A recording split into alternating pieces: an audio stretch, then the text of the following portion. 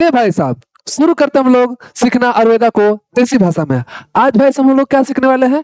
आज हम लोग संस्कृत स्टार्ट करने वाले हैं। जैसे कि आपको पता है बीएमएस फर्स्ट प्रूफ में 5 सब्जेक्ट होता है साहब, उसमें से एक सब्जेक्ट है संस्कृत। तो आज हम लोग संस्कृत सीखने वाले हैं। देखिए स्टार्ट करने का पहले वीडियो कुछ डिस्क्लेमर देना चाहते हैं कि वीडियो किसके लिए है। तो पहला वीडियो उसके लिए भाई साहब जो कभी पढ़े ही नहीं, मतलब कि जो संस्कृत का फर्स्ट चैप्टर है वो कभी लाइफ में कभी जाने ही नहीं, पढ़े नहीं, तो पहले उसके लिए है। दूसरा उन व्यक्तियों के लिए है, उन स्टूडेंट के लिए है जो पढ़े तो हैं, किताब तो खोले हैं साहब, लेकिन कुछ समझ में आया नहीं है। तीसरा उनके लिए है कि बाई चांस मान लीजिए आपका एग्जाम है, हो सकता है 2 दिन बाद एग्जाम हो, है ना। तो अगर आपका एग्जाम है, अब आप चाहते हैं कि रिवीजन करना चाहते हैं और इसके साथ साथ आप चाहते हैं कि आपका एग्जाम में 70 to 80% बस वीडियो देख के हो जाए, तो ये वीडियो आपके लिए है। और आप बोलोगे साहब कि हम तो चाहते हैं कि मेरा नंबर 90% आए या बोलो तो 100% आए, तो उसके लिए क्या करें? ये वीडियो नहीं देखे क्या? तो देखिए देख तो सकते हो, लेकिन इसके साथ साथ साहब आपको जो है बुक पढ़ना पड़ेगा। सिंपल सा एक लेक्चर देखने के बाद आपको बुक पढ़ना पड़ेगा, तब आपका नंबर जो है 100% आ सकता है। इसलिए बोले भाई साहब कि आपका राइटिंग भी डिपेंड करता है कैसा राइटिंग है। तो खैर बकवास को बंद करते हैं, स्टार्ट करते हैं लेक्चर को। तो आज देखिए क्या पढ़ने वाले साहब, आज हम लोग पढ़ने वाले हैं संस्कृत वर्ण नाम परिचय। मतलब कि सिंपल सा आज हम लोग परिचय देखेंगे कि वर्ण होता क्या है, वर्ण बनता कैसे है, वर्ण के कितने प्रकार होते हैं, है ना। फिर हम लोग प्रत्याहार पढ़ेंगे, प्रत्याहार क्या है। फिर माहेश्वर सूत्र पढ़ेंगे। ये सब नाम सुने होंगे, फर्स्ट ईयर में पढ़े होंगे, 10 दिन 20 दिन में पढ़े होंगे, संस्कृत के क्लास लिए होंगे, तो नाम जरूर आया होगा कि माहेश्वर सूत्र क्या है। तो ये सब सारे चीजों के बारे में धीरे धीरे आज के लेक्चर में समझेंगे। तो चलिए स्टार्ट करते हैं आज का लेक्चर। देखिए साहब लिखा हुआ है परिचय है। किसका परिचय भाई साहब? किसका इंट्रोडक्शन है? मेरा इंट्रोडक्शन नहीं भाई साहब, मेरा इंट्रोडक्शन तो बहुत पहले हो गया है। पहले पेन चेंज कर लेते हैं साहब, रुक जाइए। पेन का कलर हमको अच्छा नहीं लग रहा भाई, दबे देखते हैं थोड़ा सा। हाँ अब देखिए यहाँ पे बोल रहा है परिचय है। किसका परिचय भाई साहब? संस्कृत एवं व्याकरण का है। तो समझिएगा पहला बात कि हम लोग संस्कृत पढ़ने वाले हैं, और संस्कृत में भी कहानी नहीं पढ़ने वाले हैं। हो सकता है कहानी भी होता है भाई, आपको पता है, जैसे हिंदी में कहानी होता है, इंग्लिश में कहानी होता है, संस्कृत में भी कहानी होता है, लेकिन हम लोग कहानी नहीं पढ़ने वाले हैं, हम लोग पढ़ने वाले हैं व्याकरण। तो संस्कृत व्याकरण में हम लोग इसका परिचय देखेंगे कि परिचय क्या है। तो पहले बोला भाई कि संस्कृत बना कैसे। जैसे कि हम लोग जब वाद पढ़ाया था तो वाद बताया था कि वाद शब्द बना कैसे, पीत पढ़ाया था तो पीत बताया था कि पीत शब्द बना कैसे, है ना। तो हर एक शब्द बनने के पीछे एक रीजन होता है, और शब्द बना कैसा, उसका मतलब क्या होता है, वही हम व्युत्पत्ति बोला जाता है। तो वही चीज बोल रहा है भाई साहब कि इसका व्युत्पत्ति कैसे हुआ, मतलब संस्कृत शब्द का व्युत्पत्ति कैसे हुआ। तो इसको देखिए, तो बोल रहा है सम प्लस क्री प्लस कत। देखिए ध्यान से धीरे धीरे समझिएगा, है ना। एक तो संस्कृत लैंग्वेज है, अपने आप में नया लैंग्वेज आपके लिए होगा, तो ध्यान से सुनिएगा, एकदम धीरे धीरे इंट्रोडक्शन वीडियो है, ठीक है, एकदम चिल होके। तो सुनिएगा, इस सम है, क्री है और कत है, 3 वर्ड है। सुनिएगा पहला जो है ना भाई साहब, इसको बोलते हैं उपसर्ग, इसको बोलते हैं उपसर्ग, ठीक है। और ये जो है आपका उपसर्ग, यहाँ पे गप होगा भाई साहब, रुक जाइएगा थोड़ा सा 1 मिनट। हाँ देखिएगा ये है भाई साहब उपसर्ग, ठीक है। और ये जो है आपका भाई साहब कत जो है वो आपका प्रत्यय है, समझिएगा। और ये जो है भाई साहब ये है धातु, ये है धातु। तो 3 वर्ड समझाएं। एक क्या समझाएं कि एक है प्रत्यय, एक उपसर्ग, एक है धातु। 3 वर्ड आपके लिए नया होगा। 3 वर्ड को धीरे धीरे समझिएगा कि क्या है। देखिए प्रत्यय क्या है, कहाँ है, पीछे है, और उपसर्ग कहाँ है, आगे है, और बीच में क्या है, आपका धातु है। तो वो शब्द जो किसी शब्द के आगे, शब्द नहीं बोल सकते, शब्दांश, है ना। वो शब्दांश, शब्दांश बोलते किसको साहब? शब्दांश मतलब शब्दों का अंश, है ना। तो वो शब्दांश किसी शब्द के आगे लग के उसका मतलब बदल दे, उसको उपसर्ग बोलते हैं। वो शब्दांश जो किसी शब्द के पीछे लग के उसका मतलब बदल दे, उसको बोलते हैं क्या जी? प्रत्यय। उपसर्ग आगे लगता है और प्रत्यय पीछे लगता है।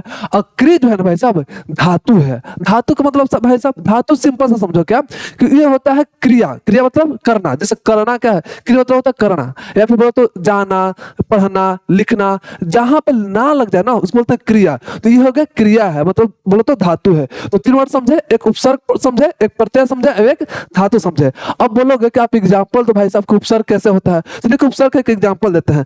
मान लीजिए कि काम लिखा हुआ, काम, ठीक है। काम में क्या होता है, कोई काम करना, लेकिन बाय चांस मान लीजिए आगे लगा दिए बे, बे लगा दिया तो पूरा प्रभाव, तो क्या चीज हो गया बेकाम। तो देखिए काम था पहले, अब हो गया बेकाम। बेकाम मतलब बिना मतलब का काम। तो ये क्या हुआ, ये आगे लगा है, आगे लग के पूरा मतलब चेंज कर दिया और बना दिया बेकाम। तो उसको बोलेंगे क्या है भाई साहब, ये क्या है, आपका उपसर्ग है, ठीक है। लेकिन अगर एक दूसरा एग्जाम्पल देख लीजिए, दूसरा एग्जाम्पल मान लीजिए कि बच्चा लिखा हुआ, बच्चा, बच्चा लिखा हुआ, ठीक है। अब मान लीजिए लगा दिए हम पन, ठीक है, तो क्या चीज हो गया बचपन। तो जो पीछे लगा ना भाई सब पन, तो जो पीछे पन लगा, ये पन है क्या, आपका प्रत्यय है। तो सिंपल से समझ में आएगा। देखिए दो तीन एग्जांपल है।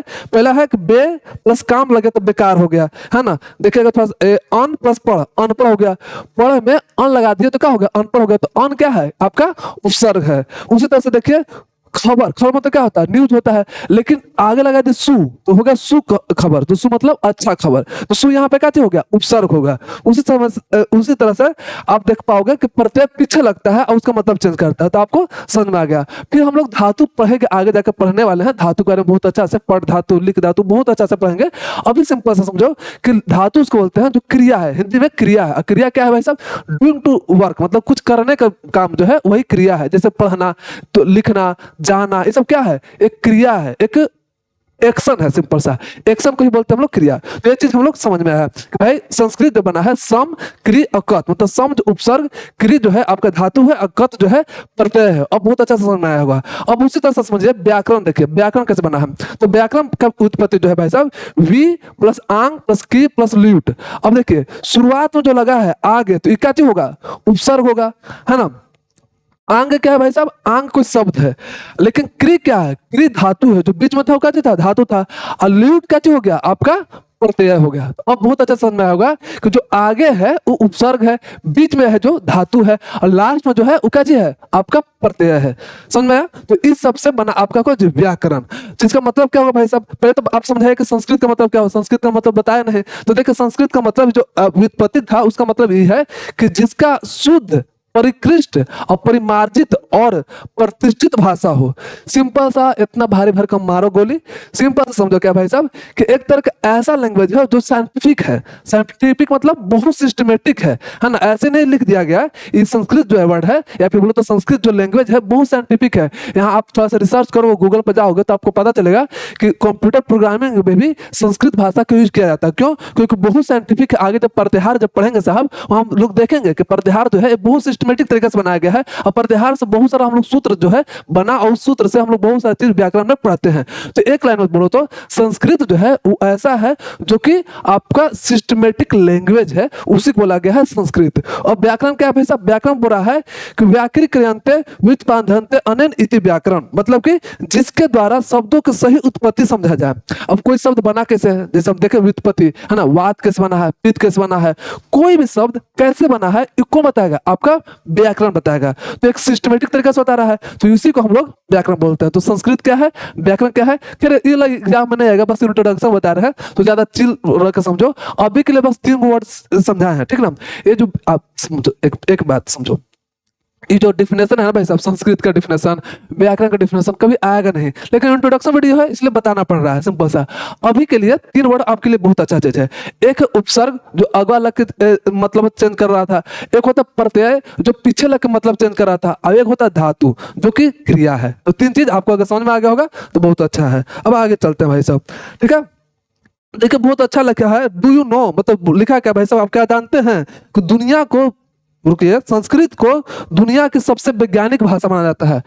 बोले ना कि संस्कृत को दुनिया का सबसे वैज्ञानिक भाषा बोला जाता है। जैसे हिंदी है, संस्कृत है, उर्दू है, बहुत सारा भाषा है, बांग्ला है, लेकिन सबसे अगर साइंटिफिक है ना वो आपका कौन है, संस्कृत है ना। अब आगे आपको प्रूफ भी करेंगे कैसे है। तो भाई साहब आप जान गए कि संस्कृत साइंटिफिक भाषा है, तो उसमें साइंटिस्ट होना चाहिए। ऐसा साइंटिफिक थोड़ी हो गया है, उसके पीछे साइंटिस्ट तो लगना चाहिए। तो 3 साइंटिस्ट करना पड़ेंगे। साइंटिस्ट कौन कौन है भाई साहब, महर्षि पाणिनि है, महर्षि कात्यायन है, और महर्षि पतंजलि है। अब बोलोगे कि भाई साहब इसको साइंटिस्ट थोड़ी बोलते हैं। संस्कृत में बोलो तो हम लोग की भाषा में इन लोग को बोला जाता है मुनि। जैसे आप आयुर्वेदा पढ़ रहे होगे तो आचार्य हैं, आचार्य चरक हैं, आचार्य सुश्रुत हैं, आचार्य वाग्भट जी हैं, तो आचार्य। उसी तरह से संस्कृत में उनको मुनि बोला जाता है। साइंटिस्ट ही हैं लेकिन इनको नाम है मुनि। अब हम लोग इंडिया में रहते हैं तो इंडिया में अपना हिसाब से नाम रखेंगे, है ना। तो वही इसको बोल रहा है कि त्रिमुनि हैं। त्रि मतलब तीन होता है, मुनि मतलब साइंटिस्ट। तो तीन मुनि हैं, कौन कौन भाई साहब? एक महर्षि पाणिनि है जो संस्कृत का निर्माण किए। तो देखिए लिखे हैं, ये आ सकता है आपको ऑब्जेक्टिव में, बहुत अच्छा से याद रखिएगा कि आ सकता है कि महर्षि पाणिनि जो है किसका रचना किए। तो याद रखिएगा रचना किससे किए थे? अष्टाध्यायी। तो अष्टाध्यायी मतलब कि अष्ट मतलब क्या होता है? आठ। आठ अध्याय, एक ऐसा किताब लिखे जिसमें 8 अध्याय था, अध्याय मतलब चैप्टर, ऐसा किताब लिखे जिसमें 8 चैप्टर था, उसी को नाम रख दिए सिंपल सा अष्टाध्यायी। तो देखो सिंपल सा बात है, 8 चैप्टर है, उसी का नाम अष्टाध्यायी हो गया। तो ये रचना कहते हैं अष्टाध्यायी का। और इनको बोला जाता है सूत्रकार। सूत्रकार मतलब कि जो संस्कृत का सूत्र, संस्कृत व्याकरण का जो कोड लिखा गया, सिंपल सा समझो, ऑपरेटिंग सिस्टम बनाए, ओएस बनाए। ऑपरेटिंग सिस्टम जब बनता है ना भाई साहब, कोई कंप्यूटर का ऑपरेटिंग सिस्टम बनता है, तो जो ऑपरेटिंग सिस्टम बनाया ना, वो कौन बनाया? आपके महर्षि पाणिनि बनाया। अब जब ऑपरेटिंग सिस्टम बन जाता है तो उसमें कुछ अपडेट भी आता है। जैसे मान लो आपका आईफोन 13 आता है, आईफोन 13 प्रो मैक्स आता है, तो एक तरह का अपडेट आया। तो उसी तरह से महर्षि पाणिनि तो एक तरह का ओएस बना दिए, ऑपरेटिंग सिस्टम बना दिए, व्याकरण का क्या क्या होना चाहिए, क्या क्या सूत्र होना चाहिए, सब चीज लिख दिए। लेकिन उसमें अपडेट लाए, मतलब कि उसको और बेहतर बनाए। तो वो कौन बेहतर बनाए? महर्षि कात्यायन। तो सुनिएगा, ये एक तरह से अपडेट लाए। जस्ट लाइक मान लो कि प्रोग्राम है 1.0, तो ये जो है थे ना, ये आपको 2.0 प्रोग्राम लेके आ गए, तो एक तरह का अपडेट लाए। तो इसलिए लिखा है कि क्या थे? अपडेटर थे। ये आपके कोड राइटर थे, मतलब कोड को राइट किए थे, और इसको अपडेट कौन किए थे? आपके कात्यायन साहब। ये सब ऑब्जेक्टिव में आता है, इसे 2 बार 3 बार बोल रहे थे, कब को याद हो जाए। इतना आप आराम से लेक्चर भी सुनोगे ना, सुनते सुनते आपको याद हो जाएगा। इसे 2-3 बार रिपीट करते हैं। और इनका रचना क्या था भाई साहब? इनका रचना वार्तिक था, वार्तिक था। जबकि इनका रचना क्या था? अष्टाध्यायी था, जिसमें 8 अध्याय था। इनका था वार्तिक। अब ये देखिए महर्षि पतंजलि फिर क्या किया। अब आप तो बोले साहब क्या कि एक थे आपके कौन? पाणिनि जी। पाणिनि जी का के कोड लिख दिया, मतलब ऑपरेटिंग सिस्टम बना दिए। इसका कात्यायन जी थे, कात्यायन का उसको अपडेट किए। अब ये क्या किए ना महर्षि पतंजलि, इसको बहुत अच्छा से व्याख्या की है। व्याख्या मतलब कि हर एक चीज का मतलब समझाएगा कि ये जो महर्षि पाणिनि जी बताना चाहता, जो लिखे थे उसका मतलब क्या है, उसको एक तरह से कमेंटेटरी किया। आप कमेंटेटरी देखे होंगे, कमेंटेटर को देखे होंगे कहाँ? क्रिकेट में देखे होंगे। तो क्रिकेटर क्या करता है? क्रिकेट खेलते रहता है, और जब क्रिकेटर खेलते रहता है तो उसको अच्छा से एक्सप्लेनेशन देता है ना कमेंटेटर, कि हाँ अब बैट जो है इस तरह से घुमाए, लेग साइड मारे या फिर राइट साइड मारे, तो एक तरह से क्या करा? कमेंटेटरी करा। उससे हम लोग समझ सकते हैं, मतलब समझ पाते हैं कि भाई बोलना क्या चाहता है, फिर कर क्या रहा है वो। तो वही चीज क्या किया महर्षि पतंजलि, उसको एक तरह से एक्सप्लेनेशन दिए। तो याद रखिएगा कि ये लिखे रचना का इसका किया महाभाष्य का। महाभाष्य मतलब कि एक तरह से समझो कि कमेंटेटर का काम किए, कमेंट्री किए। जो महर्षि आपका पतंजलि जो थे, पतंजलि जो थे एक तरह का कमेंटेटर किए। किस पे? आपके जो लिखे थे महर्षि पाणिनि जी, और महर्षि कात्यायन जो अपडेट किए, उसी को एक तरह से एक्सप्लेनेशन दिया। तो सिंपल सा 3 मुनि का नाम याद रखेगा। इससे ज्यादा एक आता ऑब्जेक्टिव में, जो बहुत बार पूछा जाता है ऑब्जेक्टिव में, वो क्या है भाई साहब? ई नाम है। क्या है? भट्टोजी दीक्षित। सुनिएगा, भट्टोजी दीक्षित जो थे, याद रखें कि त्रिमुनि में नहीं आते हैं। फिर से सुनेगा, आएगा कि इनमें से कौन जो है त्रिमुनि में नहीं आते हैं। तो भट्टोजी दीक्षित जो है ये त्रिमुनि में नहीं आते हैं। तो याद रखें कि भट्टोजी दीक्षित जो है त्रिमुनि में नहीं आते हैं। और इन्होंने क्या लिखा था? सिद्धांत कौमुदी। सुनिएगा, सिद्धांत कौमुदी लिखे थे। जबकि आपके महर्षि पाणिनि अष्टाध्यायी लिखे थे, आपके महर्षि कात्यायन वार्तिक लिखे थे, और महर्षि आपका पतंजलि क्या लिखे थे? महाभाष्य। भाष्य मतलब कमेंटेटरी किए थे, सिंपल सा। लेकिन भट्टोजी दीक्षित जो है ये लिखे थे क्या थे? सिद्धांत कौमुदी। और इनको बोला जाता है वृत्तिकार। सुनेगा, इनका नाम है, इनको बोला जाता है वृत्तिकार। तो ये सब चारों पांचों जो चीज बोले ना, ये ऑब्जेक्टिव भर भर के आता है, इसे थोड़ा सा याद रखेगा। मेरे ख्याल से याद भी हो गया होगा। खैर नेक्स्ट देखते हैं। नेक्स्ट क्या है भाई साहब? नेक्स्ट बोल रहा है तो महर्षि पाणिनि जी जो अपने बुक लिखे थे अष्टाध्यायी, उसी कार में बहुत अच्छा से लिखा हुआ है। क्या लिखा हुआ साहब? तो लिखा है कि देखिए व्याकरण का आधार जो है ना, मतलब बोला जाता है व्याकरण को जो आधार दिया, कौन दिया? महर्षि पाणिनि जी दिए हैं। बहुत अच्छा एक कहानी सुने थे हम, मतलब जब छोटा बच्चा था, क्लास 1 में पढ़ रहे थे, तो एक कहानी सुने थे। पता कितना सच कितना झूठ है हमको नहीं पता, लेकिन क्या था ना भाई साहब कि एक बार महर्षि पाणिनि जो जब छोटा बच्चा थे तो पढ़ने जाता था गुरु जी के पास। तो पहले गुरुकुल होता था, तो गुरुकुल में जाते थे, पढ़ रहे थे।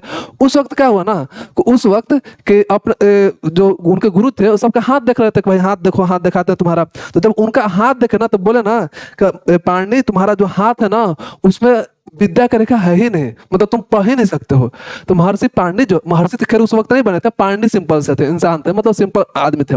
तो फिर पूछे कि अच्छा गुरु जी बताइए कि कौन सा जो रेखा है जो आपका अति का रेखा है, मतलब कि विद्या का रेखा है। तो बताया कि देखो ये रेखा जो है विद्या का रेखा है, तो उसको चाकू से लेते हैं, चाकू से जो है उस विद्या रेखा को बनाते हैं, है ना, और बोलते हैं कि अब मेरे पास विद्या रेखा बन गया है, अब हम ज्ञान प्राप्त कर सकते हैं। और ये देखो अल्टीमेट विद्या का रेखा कुछ नहीं होता भाई साहब, दृढ़ संकल्प होता है, जो कि वो दृढ़ संकल्प किए कि हम पढ़ सकते हैं। और जब पढ़ना स्टार्ट किए तो भाई साहब व्याकरण ही रचते हैं। तो याद रखिएगा कि व्याकरण का रचयिता जो है, संस्कृत व्याकरण का रचयिता आपका महर्षि पाणिनि जी हैं। तो एक कहानी था जो हम क्लास 1 क्लास में पढ़े थे, तो उसका बस सुना दिए। तो यही बोल रहे हैं कि व्याकरण का रचयिता बोला जाता है किनको, आपको महर्षि पाणिनि जी का, जो कि एक तरह का रचयिता थे और किताब लिखे थे कौन कौन सा, अष्टाध्यायी।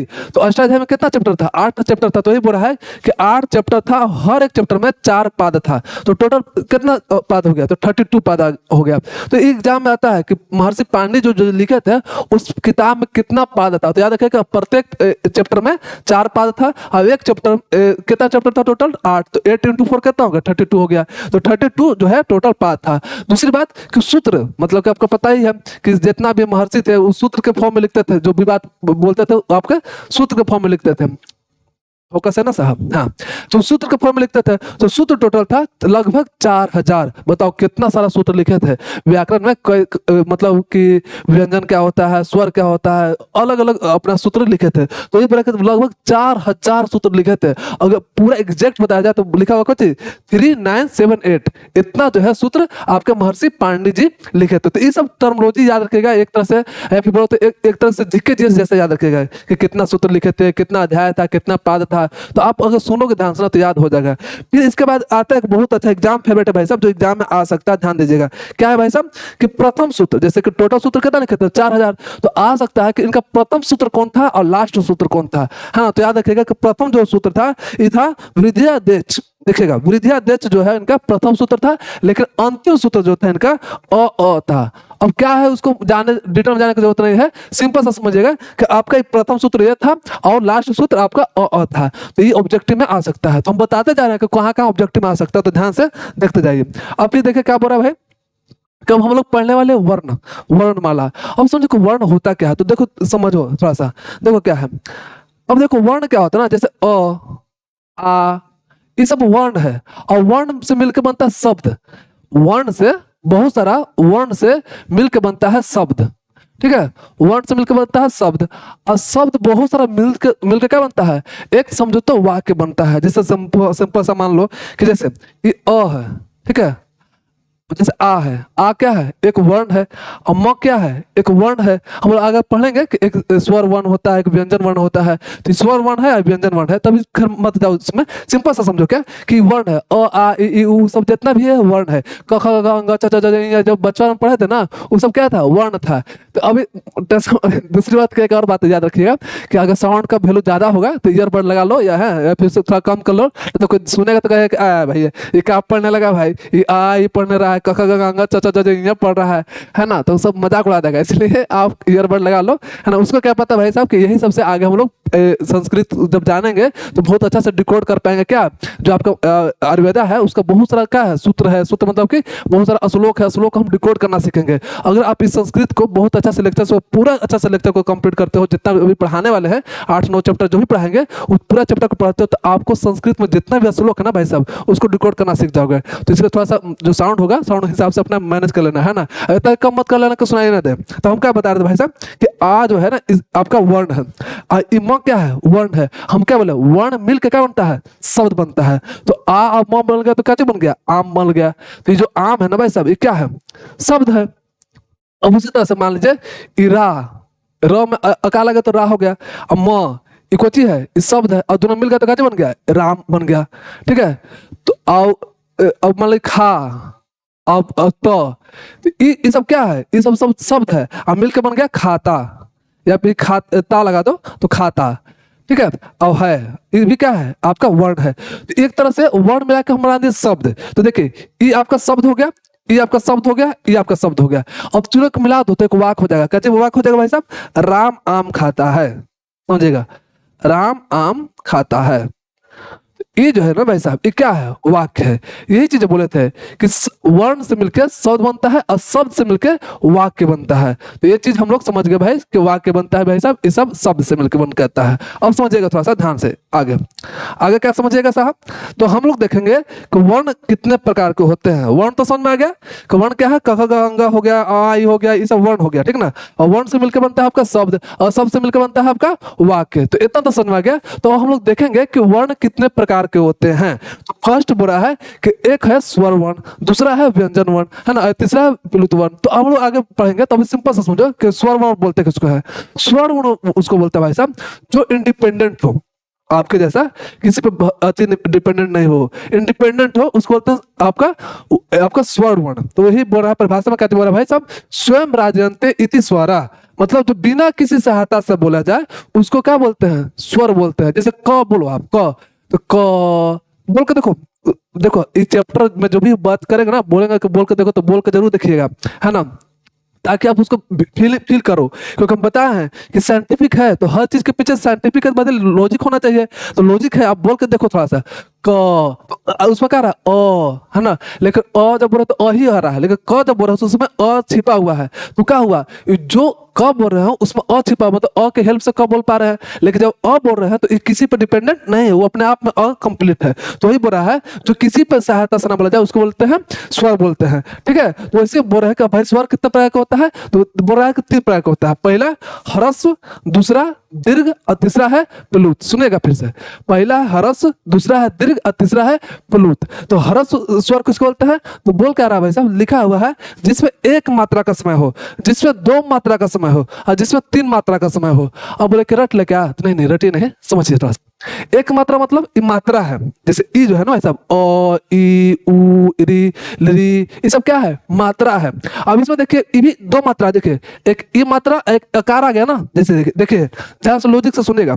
ये क्या है? ये अ है, ये सिंपल सा अ था तो 1 मात्रा था, लेकिन एक और मात्रा लगा दिया तो हो गया आ, तो इसमें 2 मात्रा है। तो टाइम तो लगेगा ना, जैसे सिंपल सा बोलो आ बोलो थोड़ा सा टाइम लग रहा है ना, टाइम भी लग रहा है। और लग क्यों रहा है? क्योंकि 1 मात्रा ज्यादा हो गया, पहले अ था, है ना, उसमें एक और आ गया, आ गया, इसलिए 2 मात्रा हो गया। तो ये बोला है कि 1 मात्रा का समय लगता है उसको ह्रस्व बोलते हैं, दीर्घ बोलते हैं, लॉन्ग मतलब समय ज्यादा लगेगा इसलिए दीर्घ बोलते हैं। तो 2 मात्रा का समय लगेगा उसको दीर्घ बोलते हैं। और प्लुत का बोलते हैं भाई साहब जिसमें 3 मात्रा का समय हो, है ना।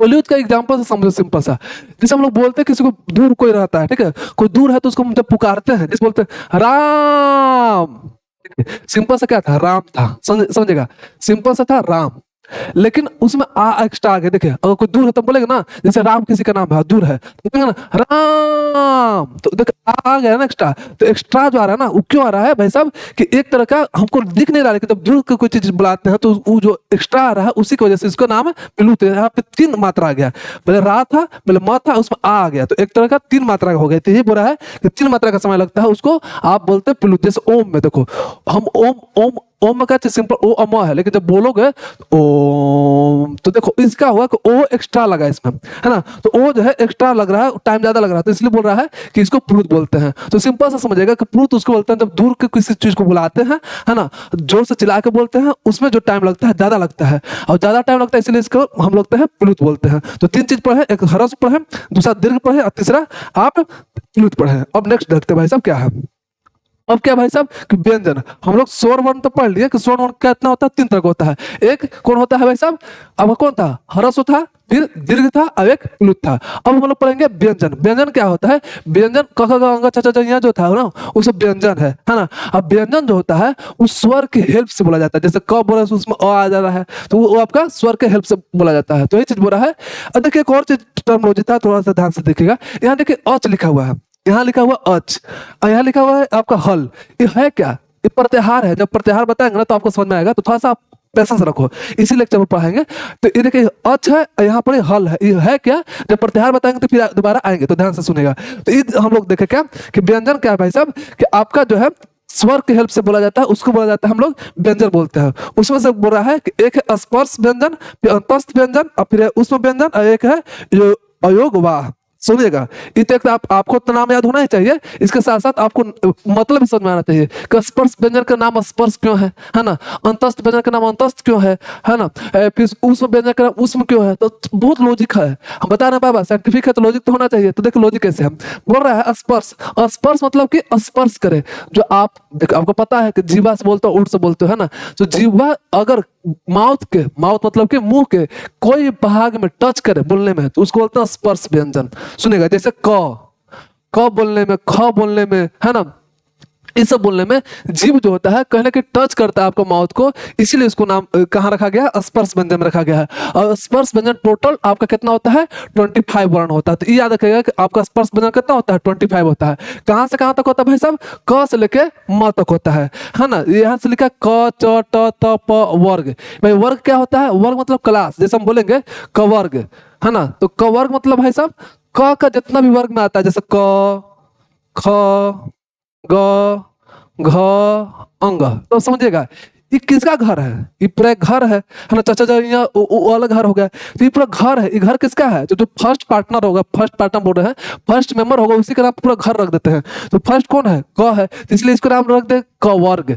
अब चाचा जी यहाँ, तो उसमें कौन आगे है, च है, तो इसको बोलते हैं च वर्ग। तो वर्ग मतलब क्लास, उस क्लास में कौन कौन आते हैं उसी का नाम हम शॉर्ट में लिखते हैं कवर्ग चवर्ग टवर्ग। तो वही बड़ा है कि इसमें कवर्ग आता है, चवर्ग आता है, टवर्ग आता है, तवर्ग आता है, पवर्ग आता है। तो ये पूरा मिला के आपको 25 वर्ण जो है अब क्या है, स्पर्श है। अब क्या आता है अंतस्थ, अंतस्थ मतलब क्या होता है, कुछ थोड़ा सा स्लाइटली टच करे, पूरा टच नहीं करे, स्लाइटली टच करे। अब बोलोगे भाई एग्जांपल कौन कौन सा है, तो एग्जांपल याद रखेगा, इसमें 4 वर्ण आते हैं, इसमें टोटल 25 आता है, इसमें आपका 4 वर्ण आता है, जिसमें से य र ल व, बस य र ल व बोल के देखो था, य र ल व, ये बहुत थोड़ा सा टच कर रहा है, लेकिन क ख ग घ ये आपको बहुत ज्यादा टच कर रहा है ना। तो पूरा तरह से टच कर, स्पर्श अंतस मतलब थोड़ा बहुत टच करे है ना। तो उस मतलब कि इसको बोलने में उष्मा प्रोड्यूस हो, उष्मा मतलब हीट प्रोड्यूस हो, उसको बोलते हैं उष्म व्यंजन। जैसे आप बोलो स, अब बोल कर देखो थोड़ा सा, देखो आप अपना हाथ को आगे लाओ, ठीक है, मुंह पे लाओ, अब बोलो थोड़ा सा स स है ना। तो एक तरह का हिजल साउंड होता है, हिजल साउंड में आ रहा है, अब एक तरह से हीट प्रोड्यूस हो रहा है, इसीलिए इसको बोला जाता है उष्म व्यंजन। जिसमें कौन कौन आता है वैसा, इसमें भी 4 वर्ण आता है, इसमें भी 4 वर्ण, इसमें भी 4 वर्ण, जिसमें स और ह, ये जो है 4 वर्ण आपका कौन है, उष्म है। और देखिए अयोगवाह क्या भाई साहब, अयोगवाह में बस 2 वर्ण आता है, एक है अनुस्वार और एक विसर्ग। अनुस्वार मतलब जैसे मान लीजिए ऐसे लिखते हैं, ठीक है, तो उसके ऊपर लगे देता है बिंदु, तो जो बिंदु लगा दे ना एक तरह का, तो उसी को चाहिए अनुस्वार है, तो कहते बन गया संगम बन गया, पहले था सगम, देखिएगा पहले था सगम और ऊपर बिंदु लगा दे तो कहते हो गया संगम हो गया। तो जो संगम हो गया ना, ये आपका कहते हो गया योग वाह हो गया, एक तरह का ये कहते हैं अनुस्वार है। अब देखिए विसर्ग किसको बोलते हैं, जैसे राम, अब हम लोग देखेंगे तो जैसे राम, राम में 2 बिंदु लगा दो तो उसको पढ़ेंगे राम। सुनिएगा फिर से सुनिएगा, अगर सिंपल सा राम लिखा हुआ तो इसको क्या पढ़ेंगे राम, लेकिन अगर हम विसर्ग लगा देंगे, विसर्ग मतलब ऐसे, तो इसको बोलेंगे राम है ना। तो विसर्ग इसको बोलते हैं जो 2 बिंदु ऐसे हो और जो एक बिंदु पर हो उसको बोलते हैं अनुस्वार। तो अनुस्वार और विसर्ग जो है आपका क्या है, अयोगवाह है। तो देखिए बहुत अच्छा से यहाँ पे लिखा हुआ है, क्या लिखा हुआ है भाई साहब, कि टोटल वर्ण जो है, टोटल वर्ण कितना होते हैं, 48 होते हैं। 48 मतलब टोटल आपका वर्ण होते हैं, उसमें से आपके जो है स्वर कितना होते हैं, टोटल 13 होते हैं। अब व्यंजन टोटल 33 होता है। अयोग वाह कितना था, अयोग वाह कितना था, 2 था, तो टोटल कितना हो गया, 48 हो गया। तो इसको आपको बहुत नंबर सिस्टम से याद रखेगा, कितना स्वर होता है, कितना व्यंजन होता है, कितना अयोग वाह होता है। अयोग वाह मतलब कि ना स्वर है ना व्यंजन है ना, अयोग वाह अलग ही मामला है। तो इस तरह से हम लोग इस चीज समझ गए। अब देखते हैं नेक्स्ट। अब देखिए हम लोग इसी का इंतजार था भाई साहब, महेश्वर सूत्र। अगर हम बोलेंगे कि इस लेक्चर का या फिर इस चैप्टर में सबसे ज्यादा इंपॉर्टेंट कौन है, तो एक महेश्वर सूत्र है और एक उच्चारण स्थान है, जो आगे पढ़ेंगे, नेक्स्ट वीडियो में पढ़ेंगे हम लोग उच्चारण स्थान। अभी हम लोग महेश्वर सूत्र पढ़ेंगे। महेश्वर सूत्र बहुत ज्यादा आप समझिएगा कि बहुत इंपॉर्टेंट है, अगर कुछ याद हो चाहे नहीं वो हो, इस चैप्टर से आपको महेश्वर सूत्र याद होना चाहिए, एक उच्चारण स्थान याद होना चाहिए, है ना। तो उसमें से फर्स्ट चलता है महेश्वर सूत्र। महेश्वर सूत्र सिंपल सा भाई साहब क्या है कि हुआ क्या है ना, एक कहानी है ना, सच है कि नहीं है हमको नहीं पता, हम तो देखे नहीं थे है ना, आप भी नहीं देखे थे, तो बस कहानी जो है आपको बता देते हैं। कहानी क्या है साहब, कहानी सिंपल सा क्या है कि एक बार शंकर जी थे ना, बैठे हुए थे, ठीक है, उनके पास डमरू था हाथ में, सोचे कि डुगडुगा देते हैं, डुगडुगा मतलब बजा देते हैं। और जब लगे बजाए ना तो कितना बार बजाए, 14 बार बजाए। और हर बार जितना बार बजाए ना उतना से सूत्र निकला, समझिएगा। एक बजाए तो एक सूत्र निकला, दो बार बजाए तो दो सूत्र निकला, तीन बार बजाए तो तीन सूत्र निकला। उसी तरह से 14 बार बजाए थे। और 14 बार बजाए, इसीलिए टोटल महेश्वर सूत्र, जो महेश्वर बोलते हैं उसको समझिएगा, महेश्वर बोला जाता है शंकर जी के। शंकर बोलो, शिव बोलो, है ना, महादेव बोलो, ये सब नाम उनका है। उसी तरह से महेश्वर भी उन्हीं को बोला जाता है। शिव गुरु बोलो, है ना, तो अपना अपना नाम बोलने का तरीका है। तो उन्हीं का नाम है महेश्वर, मतलब कि शिव। शिव जी के से डमरू से निकला हुआ सूत्र को महेश्वर सूत्र बोलते हैं, जो टोटल जो है 14 है। तो समझिएगा, ये आपका टोटल आपका कितना है, 14 है। अब इसमें से क्या क्या हमको बताने वाला बात है, जो लिखा हो ना साहब, आप तो इसको याद कर लीजिएगा, एग्जैक्ट याद कर लीजिएगा। याद कैसे होगा साहब, इसको लिख लिख याद कीजिएगा। अगर याद नहीं होगा तो बहुत ज्यादा दिक्कत होगा, इसलिए आप इसको याद कीजिएगा। जैसे अ इ उ न, लिरी लिरी क, ए ओड़ा, ऐसे करके आपका लास्ट में हल। ये 14 सूत्र जो है ना साहब, आपको मुंह जबानी याद होना ही चाहिए। अब देखिए इसमें हमको बताना क्या है, हमको बताना इसमें भाई साहब क्या, कि एक इत होता है। इत होता क्या है समझेगा, ये जो लास्ट में लिखा हुआ है ना, जैसे अ इ उ न में न है ना, या फिर देखो रिल री का में कोची है, क है। तो एक तरह से हलंत बोलते हैं इसको, इसको बोलते हैं हलंत। तो जो देखो ध्यान से, हर में हलंत लगा हुआ, देखिए हर किसी में क्या चीज हलंत है, तो इसको बोलते हैं इत। तो इसको बोलते हैं इत। आगे जब समझाएंगे ना तो आपको समझ में आएगा। तो बस अभी समझो क्या कि महेश्वर सूत्र है क्या, कि जब भगवान शिव जी जो है डमरू बजाए, डमरू के बार बजाए 14 बार, 14 बजाए तो 14 को सूत्र निकला। और लास्ट जो है ना उसको बोलते हैं इत। इसको काउंट नहीं करते, जो आगे समझाएंगे कैसे काउंट नहीं करते हैं। अब देखो इसका एप्लीकेशन पढ़ेंगे, है ना। एक तो इसको याद होना चाहिए। अब इसका एप्लीकेशन क्या, मतलब कि हम इसका यूज कैसे करेंगे, इसको देखो नेक्स्ट नेक्स्ट में हम लोग समझेंगे कि क्या कैसे यूज करेंगे। यहाँ पे देखो प्रत्याहार, समझिएगा। हम जो है हम महेश्वर सूत्र पढ़ लिए, है ना। महेश्वर सूत्र से हम लोग प्रत्याहार बनाएंगे। अब आ जाता है कि प्रत्याहार होता क्या है। तो प्रत्याहार समझो ना कि एक तरह का शॉर्ट फॉर्म है। जैसे कि हर चीज का शॉर्ट फॉर्म होता है। जैसे मान लो हम कि कोई दोस्त है आपका, ठीक है, और दोस्त में क्या है होता है, इशारा इशारा बात होता है। तो इशारा क्या है, बात बहुत बड़ा था लेकिन इशारा आदमी कर दिया, इशारा क्या है, एक तरह का कोड हुआ, और कोड को डिकोड हम लोग अपने हिसाब से कर लेते हैं। तो वही चीज है प्रत्याहार। प्रत्याहार क्या है भाई साहब, प्रत्याहार एक तरह से बोलो कि कोड है, या बोलो तो शॉर्ट फॉर्म है, और उसको हम लोग लॉन्ग फॉर्म से समझते हैं। किसके फॉर्म, किसके हेल्प से, हम लोग आप लोग महेश्वर सूत्र से समझते हैं। इसको कैसे समझते हैं, थोड़ा ध्यान से सुनो, ध्यान देखिएगा। देखिए कैसे बनता है प्रत्याहार। प्रत्याहार बनता कैसे है तो समझिएगा। बोल रहा है क्या चीज, कि पहला वर्ण और अंतिम वर्ण जो ईद था उसको मिला के प्रत्याहार बनता है। जैसे एग्जाम्पल को तो समझो क्या चीज, जैसे देखो यार यहाँ पे समझेगा, 1 मिनट। हाँ देखिए, एक एक तरह से बोलते हैं प्रत्याहार बनता है कैसे, समझेगा। प्रत्याहार बनता है शुरू का, मतलब जैसे इस शुरू है, ये भी शुरू है, ये भी शुरू है, ये भी शुरू है, ये भी शुरू है, ये भी शुरू है। तो जो शुरू का वर्ण उठाओ और लास्ट का वर्ण उठाओ, है ना। शुरू का वर्ण मान लो ई उठा लिए, और लास्ट का वर्ण मान लो ई उठा लिए। ये क्या चीज है, ये सब लास्ट का वर्ण है, ध्यान से सुनेगा। ये सब क्या है, लास्ट वर्ण है ना। तो मान लीजिए शुरू का वर्ण अ उठा लिया और लास्ट का वर्ण च उठा लिया, तो क्या चीज हो गया, अच हो गया। तो जो अच हुआ ना, ये क्या चीज है, ये प्रत्याहार है, ठीक है। ये भी प्रत्याहार बना सकते हो, अ क, है ना। तो ऐसे भी प्रत्याहार बना सकते हो। तो प्रत्याहार बनता कैसे समझिएगा। प्रत्याहार वैसे बनता है कि आपका महेश्वर सूत्र का पहला वर्ण, है ना, और किसी भी महेश्वर सूत्र का अंतिम वर्ण को मिला देते हैं तो बनता है प्रत्याहार। तो वही चीज यहाँ पे लिखा हुआ है, देखिएगा ध्यान से। यहाँ पे देखो ये लिखा हुआ है, पहला है हल, या फिर पहला है तो अच।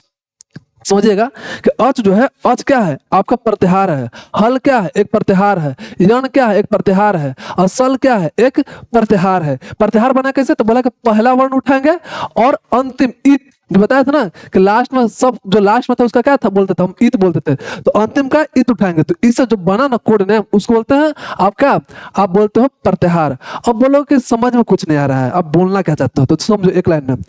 महेश्वर सूत्र क्या था, जब शंकर जी डुगडुगाए थे तो 14 को सूत्र निर्माण हुआ, तो हुआ आपका महेश्वर सूत्र। इसके बाद भी महेश्वर सूत्र के हिसाब से हम लोग लिखते हैं क्या चीज, प्रत्याहार लिखते हैं। प्रत्याहार क्यों लिखते हैं भाई साहब, प्रत्याहार इसलिए लिखते हैं, रुक जा भाई साहब, साउंड हो रहा है ना, हाँ ठीक है।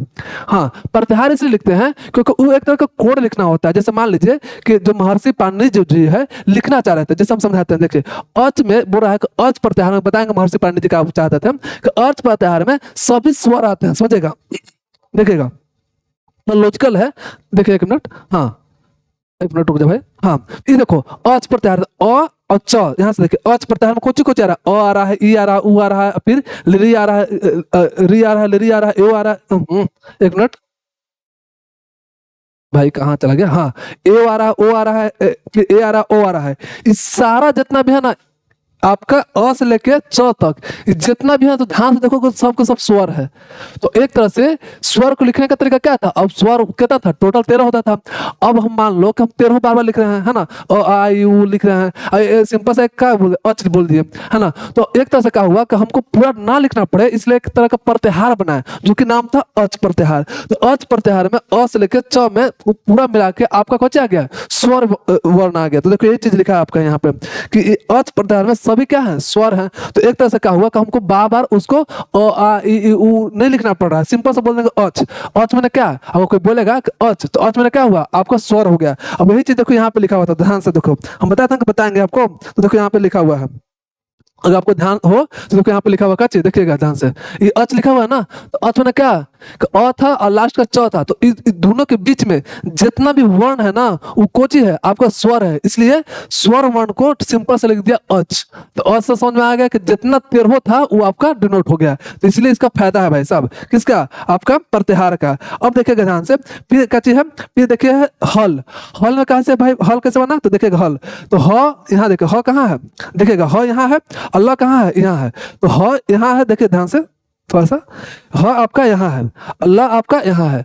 तो ह से लेके बीच में ल तक जितना भी आपका आया ना वो सब का चीज आया, व्यंजन है, समझेगा। हल हल प्रत्याहार मतलब कि जैसे कि यहाँ पे लिखा हुआ ना हल प्रत्याहार, तो हल प्रत्याहार में कुछ है, सारा का सारा क्या है, व्यंजन है। तो आपको पूरा व्यंजन लिखना पड़ा, क ख ग घ छ छ ज ट ट न, पूरा बोलना पड़ेगा, फिर लिखना पड़ेगा बार बार। तो डायरेक्ट आप उसको शॉर्ट फॉर्म में क्या बोल दो, हल बोल दो। तो हल से समझ में आ गया कि भाई सब क्या है, व्यंजन है। तो ये आपके ऑब्जेक्टिव में आता है कि अच प्रत्याहार मतलब क्या समझते हो, तो इसमें अच में कुछ आता है, स्वर आता है, व्यंजन आता है, प्लुत आता है। तो याद रखिएगा अच में आता है आपका सारा स्वर आता है, उसी तरह से हल में क्या आता है, सारा व्यंजन आता है। उसी तरह से यण में आता है अंतस्थ, जो पढ़ते हैं अंतस्थ वो आता है, जैसे य र ल व। यण कहाँ है भाई सब, ध्यान से देखिए, यण कहाँ है, य होना चाहिए और न होना चाहिए, तो य कहाँ है समझिएगा।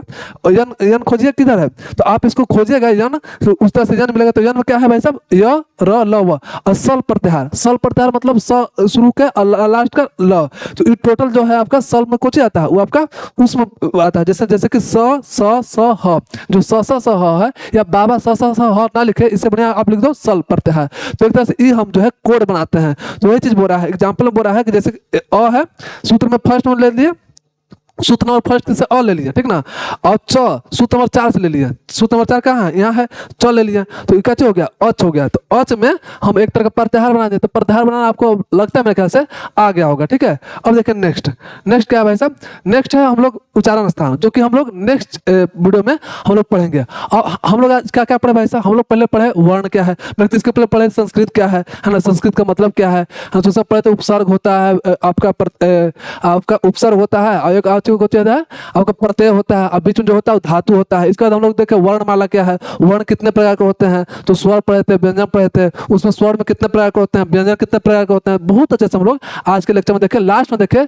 महेश्वर सूत्र, महेश्वर सूत्र में ही देखे कि महेश्वर सूत्र टोटल 14 होता है, जो कि बहुत इंपॉर्टेंट है, और वो जो है प्रत्याहार बनाने में हेल्प करता है। प्रत्याहार क्या होता है भाई, सब प्रत्याहार बनता कैसे है, प्रत्याहार सिंपल से बनता है, आप किसी भी सूत्र का फर्स्ट वर्ड उठा लेते हो तो आपका क्या होता है, आपका फर्स्ट सूत्र बन गया, और किसी भी सूत्र का लास्ट वर्ण उठा लो तो वो जो मिल के जो बनेगा वो आपका प्रत्याहार होगा, जैसे कि अच प्रत्याहार। तो आप ये भी याद रखिएगा कि अच प्रत्याहार में टोटल का टोटल क्या था, आपका स्वर था। उसी तरह से हल प्रत्याहार में टोटल का टोटल क्या था, आपका व्यंजन वर्ण था। तो ये सब चीज आपको याद रखना चाहिए, है ना। आपको प्रत्याहार बनाना सीख भी गए होंगे। इसी तरह से पढ़ते रहिए, मचाते रहिए, लाइफ में कुछ बेहतर कीजिए। तब तक के लिए धन्यवाद।